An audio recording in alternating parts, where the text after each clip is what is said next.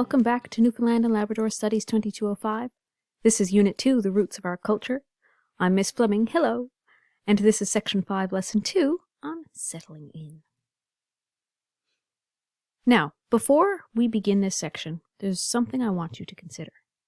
See, this section is on immigration and settlers, so I would like for you to contemplate the following. How would you feel if you were asked, or forced, to leave your family and friends to permanently settle in an unknown area?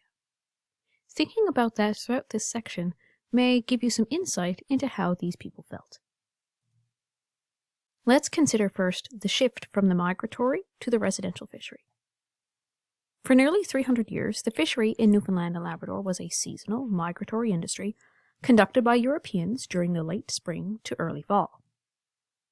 A settled population in Newfoundland and Labrador began to emerge in the early 1600s. Now, of course, this is referring to the European population, and not the indigenous population, of course, that has always been here. By 1815, the transatlantic migrations had almost ended, so it was only a period of around 200 years. So why did a residential fishery emerge? By the mid-1600s, Newfoundland and Labrador was beginning to acquire a settled European population, and Europeans who settled in Labrador were called livyers. This term was later adopted in Newfoundland as well, thinking livyers live here or lived all year round. As the population increased, the migratory fishery declined. Merchants were then able to get all the fish they wanted from residents without any of the previous expenses or risks. And by the 19th century, the fishery would be conducted almost entirely by residents. So now let's talk about factors influencing growth and settlement. The many factors that contributed to settlements was that Britain fought with America and France from 1775 to 1815. These wars disrupted the shipping and transport of workers and supplies for the migratory fishery across the Atlantic Ocean.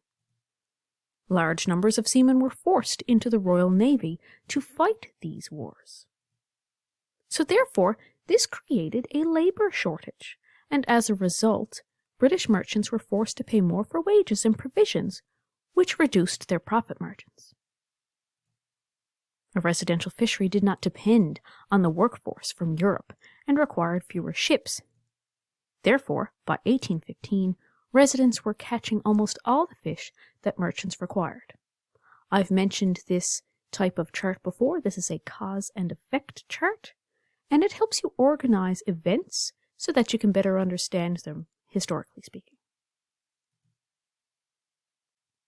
Merchants moved from a purely fishing trade to a general supplying trade, including employing some of the people who used to fish for them. Many smaller traders and buy-boat keepers settled here to handle their business in person. Larger merchants stayed in England and conducted their business through resident agents. The emergence of winter industries, like fur trapping, sealing, and boat building, supported residents during the rest of the year. And, of course, worsening employment conditions in England and Ireland promoted further emigration from the area. I wanted to highlight this image before we go. This is from Burin. You can see, look, the seal there on the ice, which is a very common sight during the spring of the year. Sure where Burin is, let me show you on the map. And of course, Burin is on the Burin Peninsula, which some people refer to as the Boot. And if you haven't had the chance to go there before, it's a lovely place to visit, of course. So now it's time to review. Please complete the activities I have for you below in Brightspace, and I hope you have a great day.